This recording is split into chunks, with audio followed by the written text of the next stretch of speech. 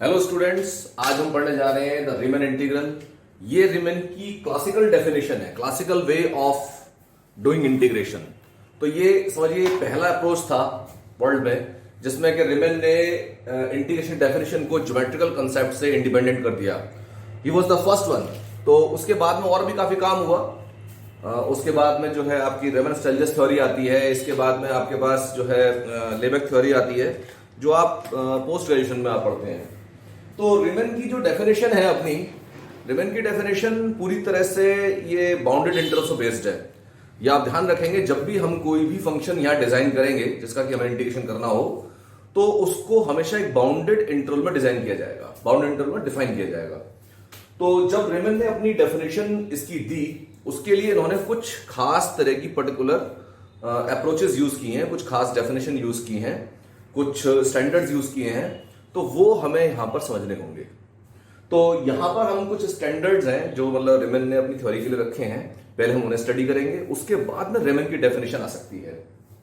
ये टॉपिक जो है आपका देखिए बीएससी थर्ड ईयर में है, सीसीएस में एनालिसिस नाम की किताब के अंदर रखा गया है। और यहां पर जो अप्रोच है हमारी, कंसेप्ट को पूरा समझने की होगी और प्लस ऑब्जेक्टिव क्वेश्चंस करने की होगी, क्योंकि जो सीसीएस का पेपर है वो पूरी तरह से ऑब्जेक्टिव क्वेश्चन बेस्ड है। तो हमारी कोशिश यही होनी चाहिए कि हम अपनी थॉट को, अपने थिंकिंग प्रोसेस को एमसीक्यूज में ढाल दें। तो क्वेश्चन जो आएगा आपका एमसीक्यू आएगा, 4 ऑप्शन आएंगे, 4 में से एक सही है, उसको टिक करना होगा। और 2 घंटे का समय आपको मिलता है पेपर को सॉल्व करने के लिए। ये जो आपका चैप्टर है इसमें से करीब 15 से 20 सवाल आपको मिलने के चांसेस हैं। तो अब देखिए इसमें सम इंपॉर्टेंट डेफिनेशंस।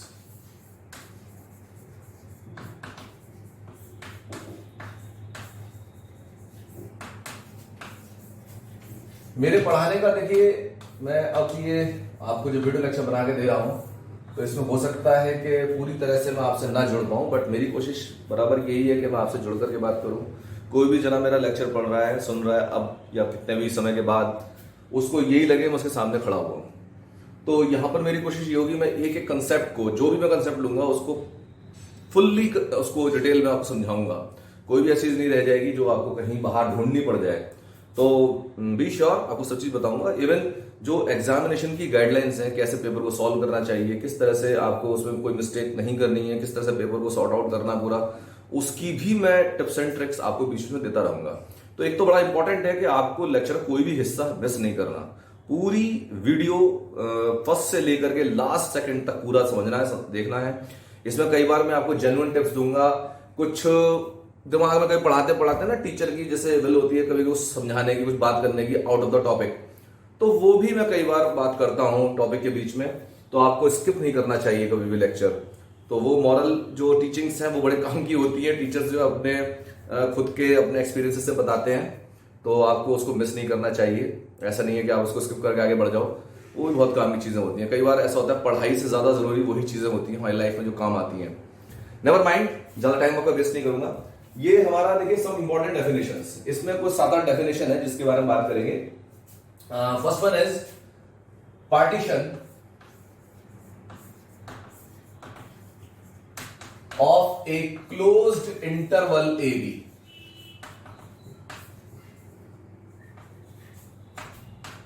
देखो, मेरे को ना ग्राफिक्स वगैरह यूज करने नहीं आते, मेरे को बहुत अच्छा जो है उसको डिजाइन करना नहीं आता, लेकिन टीचिंग बहुत अच्छी आती है। मेरा 20 साल का एक्सपीरियंस है पीछे केवल बीएससी को ही पढ़ाने का। तो आप इस बात की चिंता छोड़ दीजिए, जो भी टॉपिक आपको पढ़ाया जाएगा फुल डिटेल में ऑथेंटिक नॉलेज के साथ दूंगा। एक भी चीज ऐसी नहीं है जो हवाबाजी होगी, एक भी चीज ऐसी नहीं है जो आपको ऐसे ही बता दूंगा। आप बुक्स पूछेंगे, बुक्स भी मैं बता सकता हूँ बुक्स कौन कौन सी रेफर की जा रही है। Partition of a close interval A B. मान लीजिए हमारे पास कोई क्लोज्ड इंटरवल ए बी है, let this be the interval A B. हमने इस इंटरवल के कुछ टुकड़े कर दिए, इनमें कुछ कट लगा दिए, और ये जो कट लगाए हैं ये जरूरी नहीं है इक्वल डिस्टेंस पर हो। आप देख रहे हैं कि कुछ दूरी अलग अलग देखी जा रही है इसमें। और इन कट्स को हमने नया नाम दे दिया। ए को नाम दे दिया x0, फिर x1, फिर x2, फिर x3, लगातार नाम देते चले गए। और बीच में कहीं हमने जनरलाइज करते हुए इसे xr-1 xr दे दिया। ये जनरलाइज्ड है, r की वैल्यू आप 0 से स्टार्ट करोगे तो आपको सारे कोऑर्डिनेट्स मिलते चले जाएंगे। फिर इसके बाद इस तरह से आगे बढ़ते रहेंगे, b को नाम दे दिया xn। तो ये कुछ कोऑर्डिनेट्स का कलेक्शन हो गया। यहां पर ये यानी x नॉट, तो x naught, x1, x2, x3 करते हुए xn तक हमारे पास ये n+1 कोऑर्डिनेट्स हैं। टोटल जो कोऑर्डिनेट संख्या है n+1 है। तो ऐसे में n+1 क्यों है भाई? देखिए 1 2 3 करके n तो यहां तक हो गए और एक ये x नॉट वाला है, तो टोटल n+1 कोऑर्डिनेट्स हैं। तो यहां पर ये पार्टीशन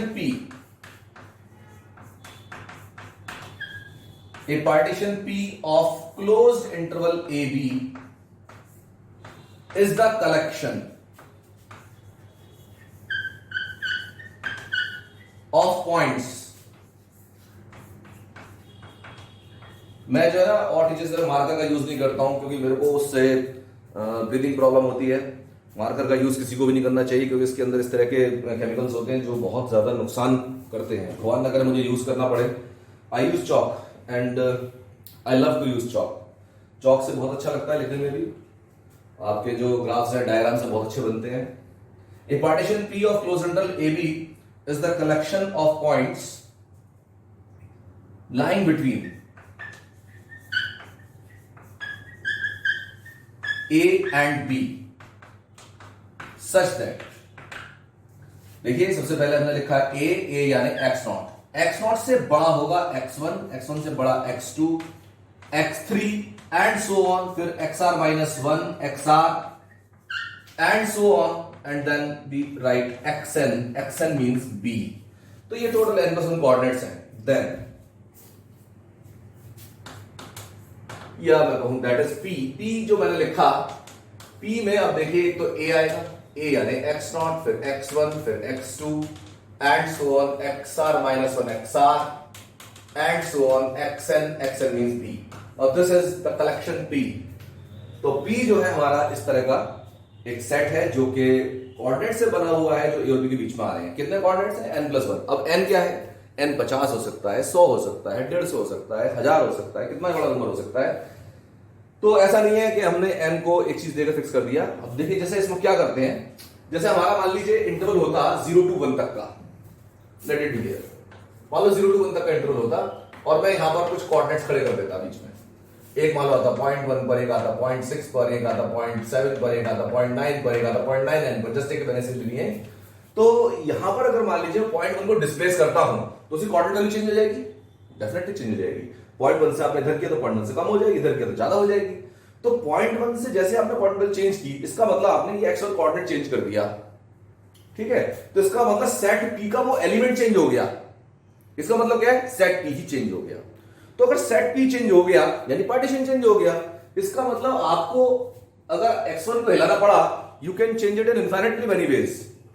और x1 ही क्यों, आप जितने भी कोऑर्डिनेट्स सबको हटा हटा के देखो, इनफाइनाइटली मेनी वेज में हटा सकते हैं। तो इसका मतलब ये हो गया कि पार्टीशन P जो है इनफाइनाइट वेज में राइट डाउन हो सकता है, ठीक है ना, कितने तरह से लिखा जा सकता है। तो इसमें एक नोट लिखिए। नाउ दीज नोट्स जो मैं आपको पूरे लेक्चर्स के दौरान देता रहूंगा, दीज आर वेरी इंपॉर्टेंट। ये जो नोट्स हैं इसमें से समझ लीजिए कई बार तो एज इट इज उठ करके एमसीक्यू आ जाते हैं। नोट लिखें, there exist infinite partitions of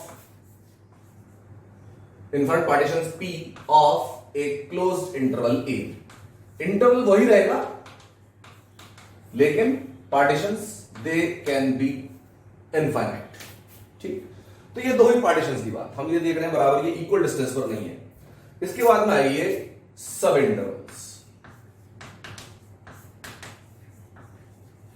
sub intervals में जैसे मैंने यहां पर देखिए सब कोऑर्डिनेट्स ले रखे हैं, तो पहला सब इंटरवल लेता हूं मैं I1। I1 रहेगा x0 से x1 तक का I1, फिर I2 रहेगा x1 से x2 तक का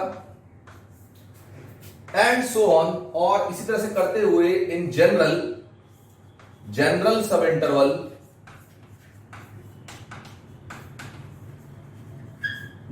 इंटरवल इसमें आ जाएगा IR। Now this is XR-1 to XR।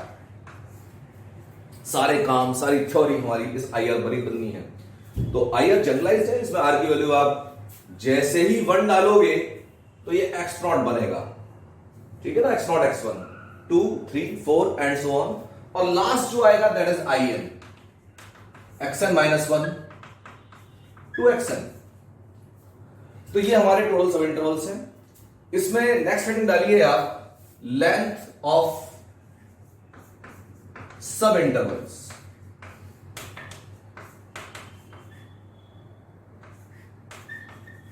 Length of sub intervals. अब लेंथ ऑफ सब इंटरवल की बात कर रहे हैं तो हमें जो है सबको जनरलाइज वे में करेंगे, तो जनरल इंटरवल लेते हैं। तो length of sub intervals we have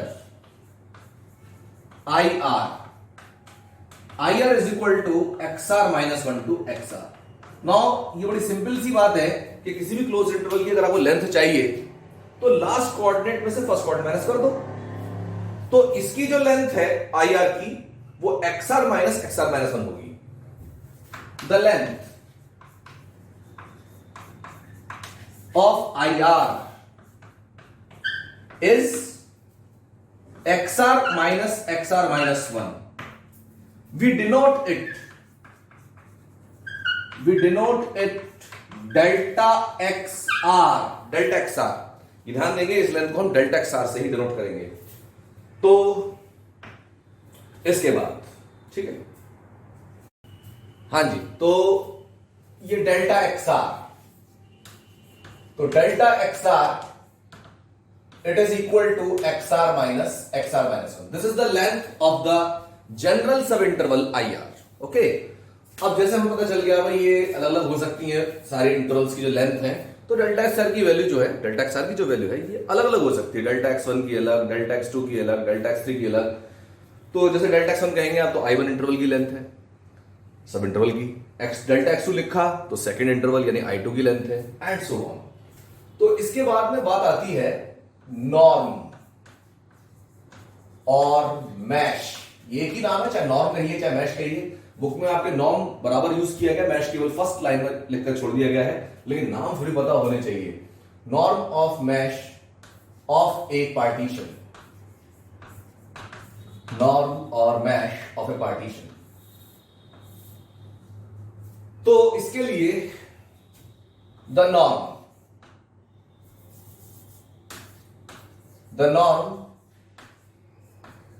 of a partition P is the length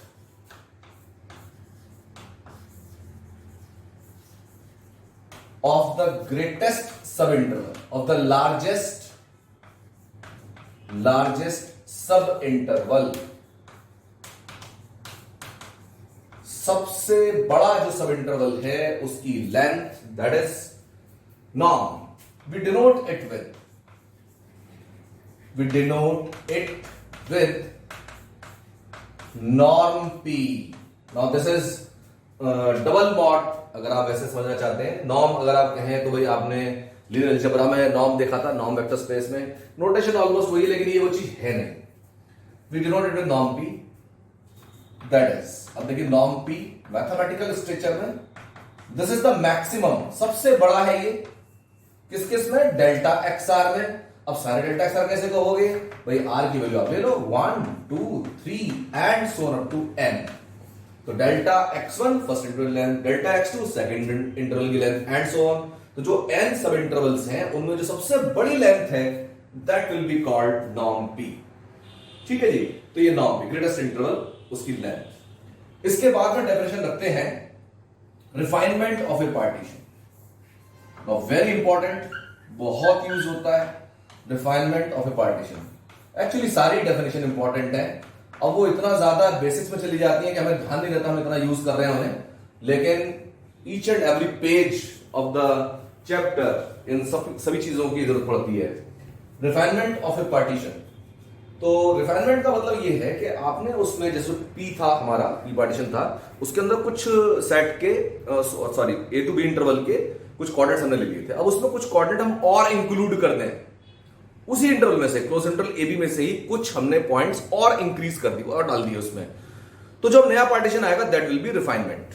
तो देखिए जरा इसमें, let P is equal to A means X0, X1, X2 and so on xr minus 1 xr and so on xn means b any partition of closed interval a b, कोई भी partition ले लिया. also let p star अब मैं एक नया partition ले रहा हूं, b another पार्टीशन होना जरूरी है रिफाइनमेंट के लिए. रिफाइनमेंट ही होगा, रिफाइनमेंट ले रहे पार्टीशन का तो फिर से पार्टीशन ही होगा. Let p star be another partition of closed interval ab such that p star be another partition of closed interval ab such that p star includes this a, इसके तो सारे पॉइंट लूंगा मैं, x1 x2 and so on xr minus 1, और ये xr minus 1 xr जो general coordinates थे इसके, मैंने इनके बीच में डाला y xr and so on xn और xn means b. तो यहां पर देखिए केवल एक कोऑर्डिनेट हमने एक्स्ट्रा डाला है y, इससे मत चिंता करना y को डाल लिया या नाम इसका बदल दिया, कोई भी कोऑर्डिनेट इसका कुछ भी वैल्यू हो सकती है. जनरल में डालने का मतलब ये है कि ये पॉइंट कहीं भी हो सकता था, फर्स्ट इंटरवल में, सेकंड इंटरवल में, थर्ड इंटरवल में. जनरलाइज डाला है मैंने तो आर्ग्यूली जैसे 1 लोगे तो ये पॉइंट फर्स्ट इंटरवल पहुंचेगा, आर्ग्यूली 2 लोगे तो सेकंड इंटरवल पहुंचेगा एंड सो ऑन. तो p स्टार में p पूरा हेडेड है, p पूरा सबसेट है p स्टार का, and this shows that p star is a refinement. p star is a refinement of p. तो रिफाइनमेंट के लिए आपको केवल एक कोऑर्डिनेट डालना है, और डाल सकते हो और ज्यादा डालो, आप एक से ज्यादा कोऑर्डिनेट डालिए वो भी रिफाइनमेंट रहेंगे. तो रिफाइनमेंट के लिए कम से कम एक कोऑर्डिनेट तो एक्स्ट्रा होना ही चाहिए, एटलीस्ट 1 कोऑर्डिनेट. तो ऐसा हो गया, वो रिफाइनमेंट हो गया है. ठीक, इसके बाद में आइए कॉमन रिफाइनमेंट. देखिए सब पर ऑब्जेक्टिव क्वेश्चन बन सकते हैं. You have to think very smartly. Question किस तरह से बन रहे हैं. कॉमन रिफाइनमेंट का मतलब यह है कि P1 P2 जैसे 2 पार्टीशन है किसी क्लोज इंटरवल AB के, तो एक ऐसा सेट जो P1 के पॉइंट्स को भी कंटेन करे, P2 के पॉइंट को भी कंटेन करे, वो उनका कॉमन रिफाइनमेंट हो जाएगा. Let P1 and P2 be any 2 partitions of closed interval AB. Then P1 union P2 is called common refinement. Common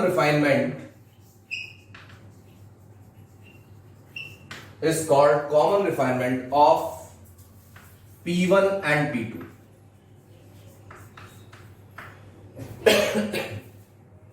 ये कॉमन रिफाइनमेंट आप देख सकते हैं. P1 इन P2 में P1 भी होगा, P2 भी होगा, तो ये इसका कॉमन रिफाइनमेंट है. Okay, now new definition. Supremum and infimum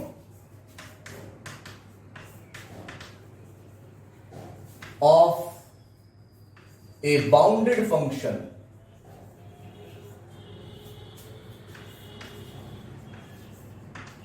f defined on closed interval a.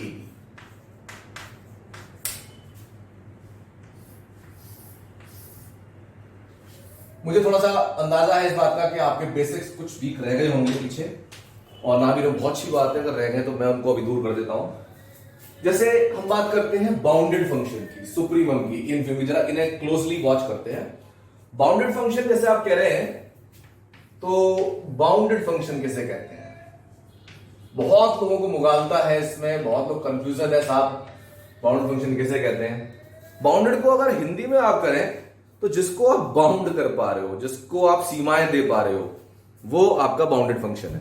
तो सीमाएं क्या होती हैं. रियल नंबर सिस्टम में सीमाएं माइनस इनफिनिटी प्लस इनफिनिटी तक जाती हैं. तो अगर किसी फंक्शन f(x) की वैल्यू अपने x पर इनफाइनाइट या माइनस इनफाइनाइट होने लगे, then the function is unbounded, otherwise वो बाउंडेड है. अब इसको हम दूसरे तरीके से भी कह सकते हैं कि कोई भी फंक्शन एफ एक्स है हमारा और उसकी जो वैल्यूज हैं, जब भी आप एक्स डालोगे उसके अंदर, चाहे कितना भी बड़े से बड़ा डालो, उसकी वैल्यू हमेशा फाइनाइट आए, तो हम कह देंगे फंक्शन हमारा बाउंडेड है। हां, इनफाइनाइट डालने पर इनफाइनाइट हो जाए, दैट विल नॉट मीन कि वो फंक्शन अनबाउंडेड है। इनफाइनाइट डालने से इनफाइनाइट हो सकता है, हो जाने दीजिए, लेकिन फाइनाइट डालने से फाइनाइट होना चाहिए, तो वो फंक्शन बाउंडेड रहेगा उस इंटरवल में। इंटरवल देखो फाइनाइट तो लेना ही पड़ेगा। जरा देखें, अगर मान लीजिए एफ एक्स फंक्शन है हमारा, हाँ इंटरवल आप इनफाइनाइट भी ले सकते हैं। एफ एक्स फंक्शन है हमारा, मान लीजिए 1/x, और मैंने इंटरवल ले लिया -1 से +1, तो आप देख रहे हो यहां पर इसमें 0 आ रहा है। 0 अगर मैंने यहां पुट कर दिया, एफ एक्स की वैल्यू इनफाइनाइट हो जाएगी, तो ऐसे में एफ एक्स अनबाउंडेड हो जाएगा। यहां पर ये अनबाउंडेड है, लेकिन अगर यही इंटरवल मैंने ले लिया 1 से 2 तक का सेम फंक्शन, इस इंटरवल में ये बाउंडेड है, क्योंकि इसकी वैल्यू कभी भी इंफिनिटी नहीं होगी। तो जितना इंपॉर्टेंट फंक्शन है उतना इंपॉर्टेंट वो इंटरवल भी है, जिस इंटरवल डिफाइन कर रहे हैं हमसे। तो एक तो बात ये कि हमारा फंक्शन हमेशा बाउंडेड होना चाहिए, इंटरवल हमेशा क्लोज होना चाहिए। ये बेसिक नीड्स हैं आपके रेमन थ्योरी की। इसके बाद में बात आती है सुप्रीमम और इन्फीमम की। सुप्रीमम इन्फीमम क्या होते हैं? लोग इनको मैक्सिमम मिनिमा समझ लेते हैं। एग्जैक्टली मैक्सिमम मिनिमा नहीं है ये। बहुत सारे केसेस में, मैं कहता हूं चलिए 90% केसेस में सुप्रीमम मैक्सिमम होता है और इन्फीमम मिनिमम होता है, लेकिन हमेशा ऐसा नहीं होता। कभी कभी ऐसा होता है मैक्सिमम होता ही नहीं है फंक्शन वैल्यूज में। अब मैं इसके लिए समझाता हूं। जैसे मान लीजिए आपके पास मैंने ओपन इंटरवल ले लिया 1 to 2, ओपन इंटरवल 1 to 2, तो आप इस सेट का, मान लीजिए सेट ए नाम देते हैं इसका, इसमें 1 से 2 तक के सारे मेंबर्स हैं। 2 नहीं है इसमें, 1 नहीं है इसमें। ये ओपन इंटरवल लिखने का तरीका है। ओपन इंटरवल बुक्स में आप लिखा हुआ देखेंगे तो ये राउंड ब्रैकेट से लिखा मिलता है, इट इज इक्वल, दोनों ठीक है। तो यहां पर देखिए इसमें 2 भी नहीं है, इसमें 1 भी नहीं है, लेकिन 1 और 2 के बीच के सारे नंबर्स हैं। जितने भी नंबर हो सकते थे बीच में, जितने भी रियल नंबर हो सकते थे, सारे सारे इसमें हैं। तो क्या कोई, आप में से कोई, क्या इस सेट का सबसे बड़ा मेंबर बता सकता है? सबसे बड़ा मेंबर नहीं बता सकते। आप भी नहीं, दुनिया का कोई मैथमेटिशियन नहीं बता सकता, आज तक खोज नहीं हो पाई। एक्चुअली वो डिफाइंड ही नहीं है। सबसे बड़ा मेंबर आप बताने जाओगे, आप 2 से जस्ट पहला नंबर ढूंढोगे, और 2 से जस्ट पहला नंबर इसमें एग्जिस्ट नहीं करता, है ही नहीं।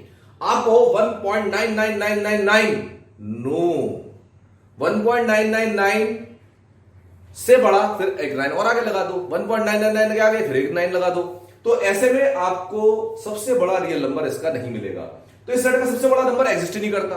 अगर कोई इसकी मैक्सिमम वैल्यू क्या है नहीं बता सकते, लेकिन सुप्रीमम है इसका सुप्रीमम है 2, supremum is equal to 2, but maximum does not exist, maximum doesn't exist. Now this is very good example इस बात समझने के लिए। सुप्रीमम जो है इसका है हमारे पास, लेकिन इसका मैक्सिमम नहीं है। सेम वे इन्फीमम इसका 1 है, लेकिन इसका जो क्या कहना चाहिए, जो मिनिमम वैल्यू वो डिफाइंड नहीं होगी, एग्जिस्ट नहीं करेगी। सुप्रीमम इन्फीमम हम बहुत अच्छे से पढ़ेंगे रियल नंबर सिस्टम में। रियल नंबर सिस्टम वाली वीडियोस आप देखेंगे तो उसमें आपको पूरा इसका कल्चर समझ में आएगा। फिलहाल हम उतने डिटेल में नहीं जा रहे हैं। अभी आप आइए यहां पर सुप्रीमम इन्फीमम। सुप्रीमम को यहां इतना बताता हूं, सुप्रीमम जो है लीस्ट अपर बाउंड होता है। जितने भी बाउंड्स हैं उसके, उनमें सबसे छोटा अपर बाउंड, तो सुप्रीमम ऑफ ए। तो सुप्रीमम ऑफ ए इतना भी आप कर सकते हो कि सबसे बड़ी वैल्यू या सबसे बड़ी से जस्ट बड़ी वैल्यू, सबसे बड़ी वैल्यू उसमें है नहीं, तो उससे जस्ट बड़ी की बात करें तो वो 2 आ रही है, तो इसमें 2 उसका सुप्रीमम हो जाएगा। तो supremum and infimum of a bounded function F defined on close interval A B. तो इसके लिए मैंने आईआर लिया, जनरल सब इंटरवल। अब इसमें जितने भी नोटेशन यूज हो रहे हैं सब हम पहले यूज कर चुके हैं, तो मैंने एग्जैक्टली आईआर को वैसे सिंपली ले लिया है। आईआर जो हमारा XR -1 से XR तक का इंटरवल है, सब इंटरवल है। तो let small mr and capital MR be infimum and supremum of f in IR, then ये IR इंटरवल लिया है मैंने, then small mr जिसको कहा मैंने infimum, तो लिख दो जी infimum किसका, f का, fx का। x कहां से आ रहा है, x आ रहा है IR में से, और IR क्या है, IR XR -1 से XR तक का इंटरवल है। यानी जो x आपका निकल करके आ रहा है वो XR -1 से बड़ा होना चाहिए और XR से छोटा होना चाहिए, मे बी इक्वल भी हो जाए। तो ये हमारा स्मॉल एम आर इनफीमम, और कैपिटल एम आर लेंगे तो supremum of F X such that X contained in I R once, again same ये सब चीजें। तो यहां पर ये small M R capital M R infimum supremum है, और ये ध्यान रखना चाहिए। तो रियल नंबर की थ्योरी है कि सुप्रीमम हमेशा इनफीमम से ज्यादा रहता है। तो इसमें नोट बना के लिखता हूं, वैसे इतनी कोई खास बात नहीं है ये, कि small M R is less than equal to capital M R for all R whatever the value of R is. क्योंकि इनफीमम सुप्रीमम, बताना क्यों ऐसा होता है। इनफीमम कभी भी एक्सीड नहीं कर सकता सुप्रीमम को, इवन बराबर आ सकता है। हाँ, बराबर कब आता है ये आप बताइए। ये स्मॉल एम आर और कैपिटल एम आर बराबर कब आते हैं?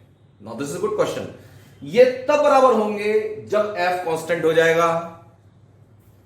अगर मान लीजिए बीएससी सेकेंड ईयर में मैं ये कहूं कि सबसे कम नंबर जो आए हैं आउट ऑफ 70 वो आए हैं 50, और सबसे ज्यादा जो नंबर आए वो 50 आए हैं, तो इसका क्या मतलब है? पूरी क्लास में हर एक के 50 नंबर है, तो फंक्शन कांस्टेंट हो गया। तो अगर सुप्रीमम और इनफीमम आपने बराबर कर दिए तो फंक्शन कांस्टेंट हो जाता है। तो इक्वल टू भी हो सकता है, फंक्शन कांस्टेंट होने पर उसको क्यों छोड़ दें। तो ये आपका सुप्रीमम और इनफीमम। अब जो डेफिनेशन लेने जा रहे हैं वो रिमेन, उसमें नाम आएगा, पहली बार रिमेन का नाम आ रहा है इसमें। तो नो डेफिनेशन, लोअर रीमन सम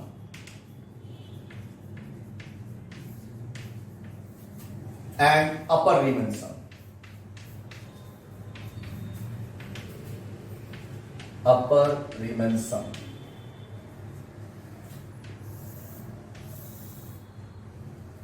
इसके बाद में इसी का एक और नाम हम रख लेते हैं, लोअर डरबॉक्स सम। डरबॉक्स अपने आप में एक बड़े मैथमेटिशियन का नाम है, और ये नाम इस तरह से कैसे लिए गए हैं इस पर मैं अलग से आपको वीडियो बनाऊंगा। Lower डरबॉक्स some and upper डरबॉक्स some.